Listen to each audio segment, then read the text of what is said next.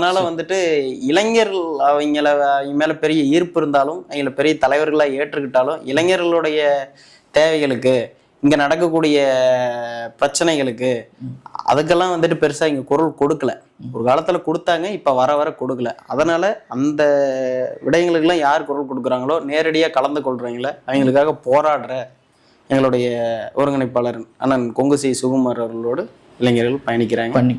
இப்போ எல்லா அமைப்புலையும் இளைஞர்களுடைய பலம் அதிகமா இருக்கும். ஒரு சில அமைப்புகள்ல அனுபவம் வாய்ந்த முதியவர்களோட பலமா இருக்கும். உங்க அமைப்புல, உங்க சங்கத்துல எப்படி இளைஞர்களுடைய பலம் எந்த அளவுக்கு இருக்கு? இளைஞர் பலம் இளைஞர்களை நம்பிதான் எந்த அரசியல் கட்சியா இருந்தாலும், எந்த அமைப்பா இருந்தாலும் பயணிக்குது. அதே போலதான் நானும் ஒரு இளைஞன், எங்களோடு இருப்பவர்களும், எங்களுடைய ஒருங்கிணைப்பாளரும் குறிப்பாக அவரும் இளைஞர் தான். அதனால வந்துட்டு இளைஞர்கள் தானே வருங்காலம், எதிர்காலம். அதனால